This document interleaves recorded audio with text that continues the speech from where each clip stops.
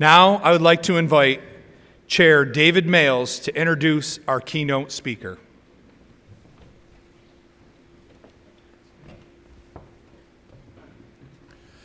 Good evening, everyone.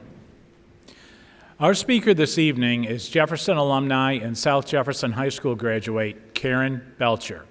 She is Executive Director of the Food Bank of Central New York. Based in Syracuse, the Food Bank addresses food insecurity across 11 counties in Central and Northern New York, including Jefferson County. Karen's career at the Food Bank has spanned 23 years and began when she took the position of controller, managing all aspects of the Food Bank's finances. She was appointed Chief Operating Officer in 2014 and then Interim Director in January 2020. In the midst of the COVID pandemic, Karen was selected to be the Executive Director of the Food Bank. Karen has focused her career on not-for-profit work as a way to give back to her community.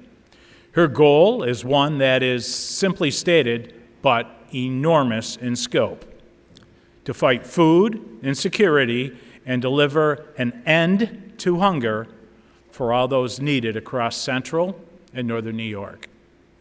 Just to provide some perspective to that, the Food Bank supplies more than 18.6 million pounds of food to hungry families, children, and the elderly each and every year.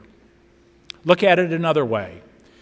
The Food Bank distributes nearly 37,800 meals each and every day. Her transformative leadership, the Food Bank of Central New York has grown from 23 employees and 3 primary programs to 75 employees and 8 major programs. They currently supply food to 367 community partners across Central and Northern New York. Jefferson Community College and its food pantry is grateful to be one of those partners.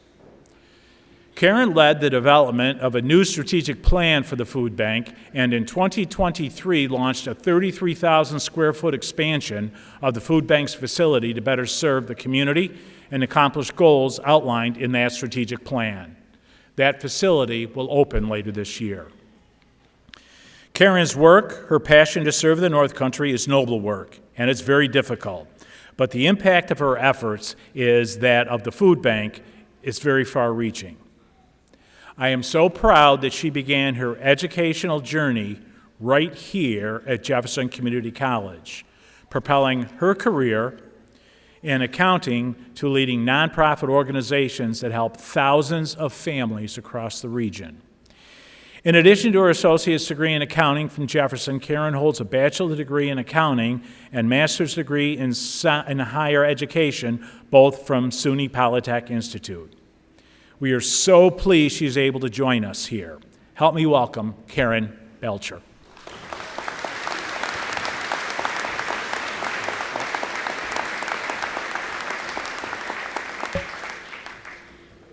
Good evening. Thank you, President Dupe, college trustees, distinguished faculty and staff, family, friends, and guests of the graduates, and of course to you, the graduates, for allowing me to share this day with all of you. As an alumni of JCC, it is my honor to be here today as you celebrate such a momentous accomplishment in your life and you close out this chapter looking to start your next one. When I received a call from the president to speak at commencement, there was no hesitation. My response was an immediate yes. Being here today is even more special for me as my niece will receive her degree, and I feel rather lucky to have a front row seat to watch her walk this stage. Let me start by saying congratulations to all of you sitting here. I know that I stand between you and getting your degrees, so I promise I will be quick and to the point. But I really have 2 things for you today. The first is I'd like to give you some advice that hopefully you can recall and use starting today, 10, 20, and even 30 years from now. And the second is a request that I will ask of all of you. So when I got the call, I started struggling with what exactly I wanted to share with all of you this evening. And then about 3 weeks ago, I was at a conference and was asked a question: what was the best advice you have ever been given in life? It was at this moment, as I thought of that question, that I knew exactly what I wanted to share with all of you. Growing up, when something new or challenging was presented to me or my siblings, and there was trepidation on whether we wanted to go forward or try it and wondered if we even could do it, my dad would always respond with, "Can't, never, did anything." And my mom was normally right there saying, "You can do anything you want, you just have to put your mind to it. You may face obstacles, it may not always come easy, and it may take some hard work, but if you want it, you can achieve it." Please let me apologize to all the English professors and majors here today, as "can't, never, did anything" doesn't sound like the correct use of the English language, but I'll say it again, can't, never, did anything. When you let that sink in, there is so much in those 4 words. I hope what you hear is stay confident in you and who you are, challenge yourself to be all that you want to be, take the next step, but most importantly, stay positive. These words always challenged my siblings and I to change the narrative, and it reminded us to turn our thoughts to a more positive outcome by using the words, "I can." This may resonate with many of you as you think about the challenges you have overcome these past 4 years, and potentially prior to 2020. You didn't say, "I can't," but instead you all said, "I can," and here you are today. You did it. The college journey has been different for each of you, entering at different points in your lives, and that is what makes this experience so unique and personal for each of you. There are many of you who are graduates of the class of 2020 and 2021. Today is potentially your first real graduation due to the time, which shall not be named, Harry Potter reference for those of you who don't know, that interfered with your senior year of high school. Others have come for a 2-year degree or certificate, and there are some who have come back to school later in life to learn a new skill or earn a degree in order to pursue a new career. Whichever your path or reason, be proud of all that you have done and accomplished, and know that the future ahead of you will be as bright and full as you want it to be.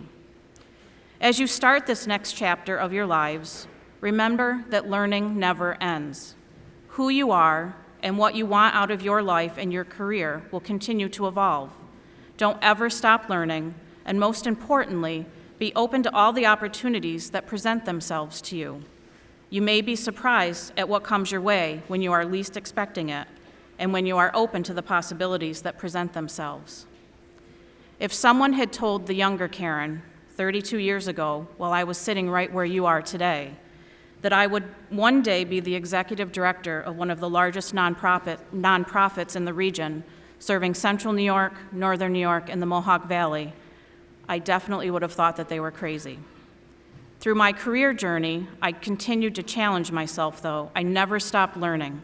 I took on opportunities that would test me, help me grow, and develop new skills. In 2020, while in the role of the interim executive director, an opportunity presented itself, and I never thought that I would be able to do it, or for that matter, would want to do it. You may recall that life-changing, unprecedented time that hit New York State and the whole nation. As I was leading through this time, I was asked by many of my colleagues and the board to apply for the executive director role. But I wavered, not sure I could do it, that I wasn't smart enough, and yet the reality of the situation was I was already doing it. And I lost my spot. You see, I brought the word "I can't" into my head, and that took over. Sometimes still, my own internal voice can create such doubt and fear in me that I start to lack confidence in myself and who I know myself to be. It wasn't until I spoke with my dad that the words of advice that are so near and dear to so many of our conversations in his life that brought me back to reality. He said again to me at my ripe age of 48, "Can't, never, did anything," and then asked me, "What do you want?" After more conversation, he said to me, "Sounds like you have the desire. You definitely have the ability. If you want to do this, you can do this." It was then that I knew the route I would be taking. You see, he helped me again, change the narrative, and I realized that I was the only one holding myself back. I did have the desire and the ability. What I needed was the reminder to stay positive, to have confidence in myself, and tell myself that I can. I did that, and here we are today. I'm standing where I never thought I would be, speaking to all of you. So someday, you may not remember me by name, but I hope that you remember the advice I offered to you today. Can't, never, did anything. Change the narrative to I can, and that will allow you the opportunity to do amazing things. Believe in yourself and all that you are and can be. So the last thing I have is a request for all of you. I ask that as you go forward, share kindness, compassion, and empathy for those you encounter in life. As my mom always said to us, always treat people the way you want to be treated. It doesn't hurt or cost anything to spread kindness. And if life allows you the ability and the fortune, I hope that you spread some of that by giving of your time, talents, and treasures. Find that mission you are passionate for and give of your time through volunteerism. If you can, be part of a board to help guide organizations who are working in your communities to make them a better place for all to live and work. If you are fortunate enough, invest at their mission at any level you can support so that the critical work that they're doing for the communities can continue. We need to take the time to care for each other, to ensure that all individuals have the capacity and access to thrive in life. Together, we can make our communities a better place for everyone to live and work. Parents, loved ones, guests, I know the pride you feel for your graduate, and especially as you hear their name called today and see them walk across this stage. I have watched both of my girls receive their degrees as recently as just 6 days ago for my youngest. So I want to say congratulations to all of you today. That support, guidance, and love that you gave to them during this time has been a shining beacon, and today is a day for you to celebrate as well. Graduates, it is time to start the next chapter of your story. Remember the individuals who are here with you today, celebrating this day with you.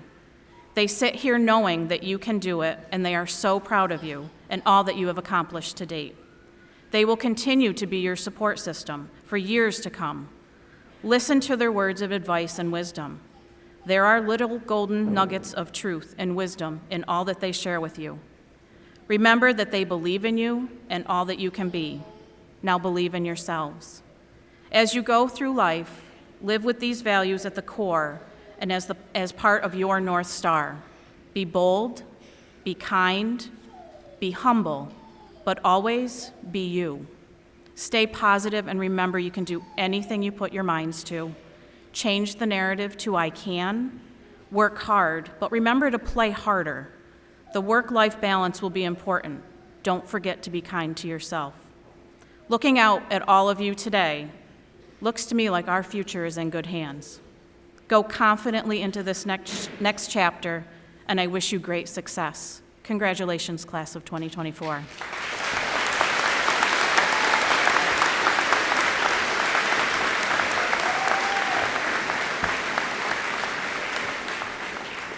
Thank you, Karen, for your inspiring words and for making this commencement even more special. It is truly gratifying to know that Jefferson played a role in your path to such a rewarding and transformative career. The college is proud to count you among our most distinguished alumni.